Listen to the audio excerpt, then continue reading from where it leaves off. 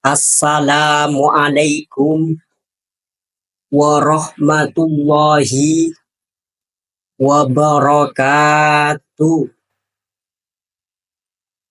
Alhamdulillahil wahidil ahadis somad alladzi iyyahu wa nasta'inuhu wa nasta'abbar wassalatu wassalamu ala nabiyyinal mumajjad alladzi iyyahu fis sama'i Ahmad wa fil ardi Muhammad sholatan wa salaman daimaini ila yaumil mu'ad.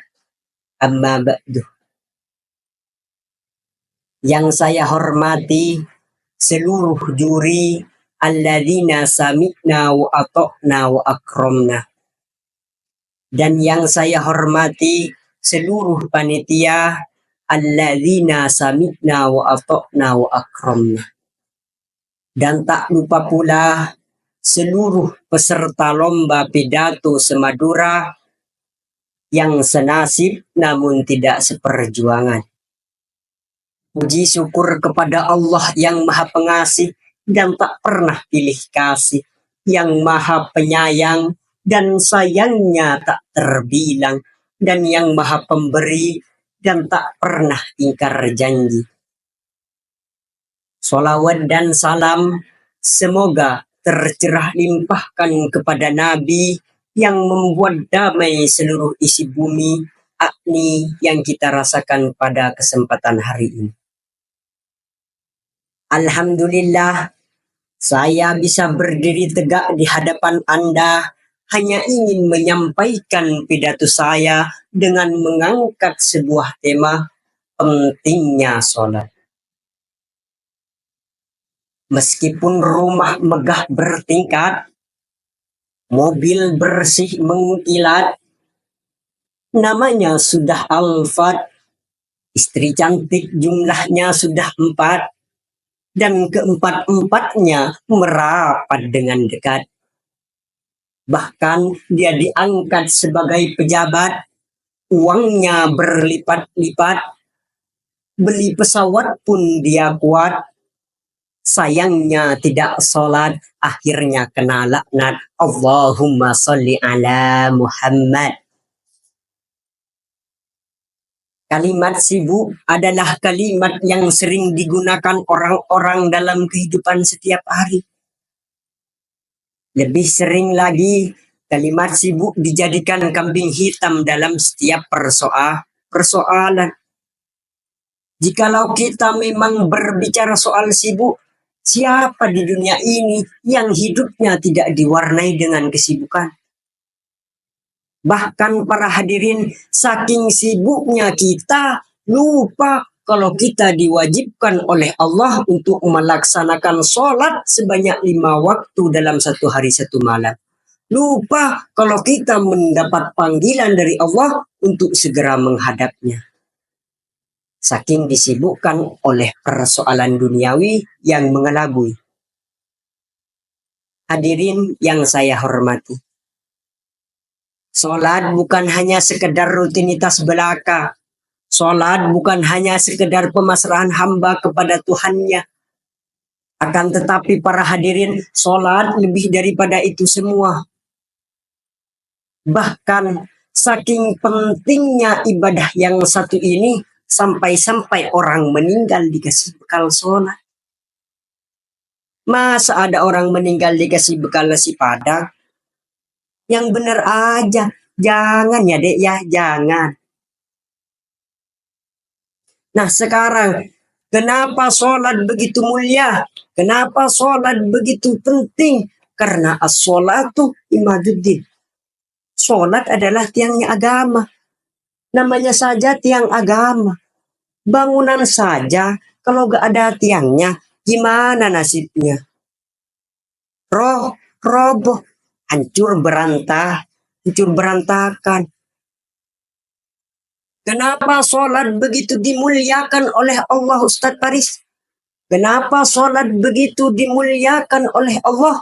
Kenapa sholat begitu diistimewakan oleh Allah, Ustadz Paris? Kenapa tidak? ibadah-ibadah yang lain. Kan banyak ibadah-ibadah yang lain.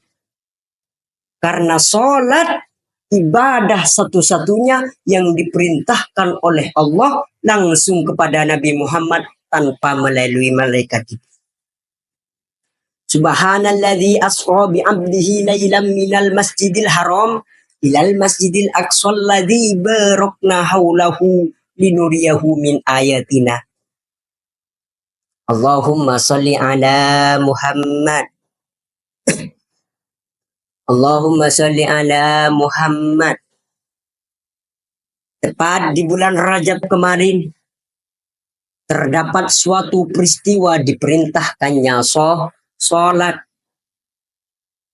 Ketika Nabi Muhammad diperintahkan oleh Allah untuk melaksanakan Isra Mi'raj, suatu keajaiban yang bermil-mil yang hanya ditempuh dalam satu hari satu malam.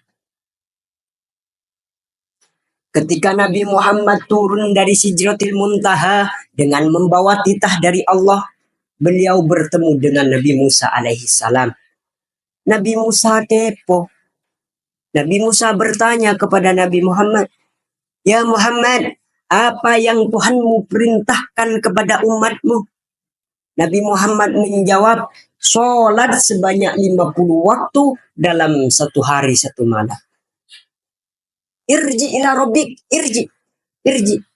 Kembalilah kepada Tuhanmu. Mintalah keringanan. Umatmu tidak akan mampu melaksanakannya.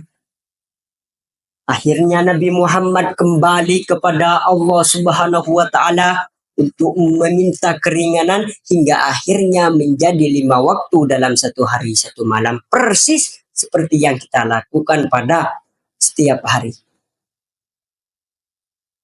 Lanjut apa tidak? Lanjut apa tidak? Allahumma sholli ala Muhammad. Awwalu ma yuhasabu bihil abdu yaumul qiyamah as-shalah. Yang pertama kali kelak dihisab di hari kiamat adalah sholat. Jika sholat kita benar, insya Allah amal yang lain akan ketularan benar. Jika sholat kita buruk, insya Allah amal yang lain akan ketularan buruk. Karena as-sholatu tanha anil fahsai wal munkar. Sholat bisa mencegah dari perkara keji dan munkar. Jadi jika ada orang yang hidupnya tidak karuan, bisa dipertanyakan sholatnya bagaimana. Sholat yang baik akan menimbulkan amal yang baik hingga akhirnya bisa dijadikan bekal ketika kelak kita kembali kepada Allah Subhanahu wa Ta'ala. Ketika kita ditanya oleh malaikat Munkar Nakir, "Marrabbuka?" Siapa Tuhanmu? "Marrabbuka?" Siapa Tuhanmu? Kamu nanya, kamu bertanya-tanya. Malaikat menjawab, "Sini biar gua kasih tahu."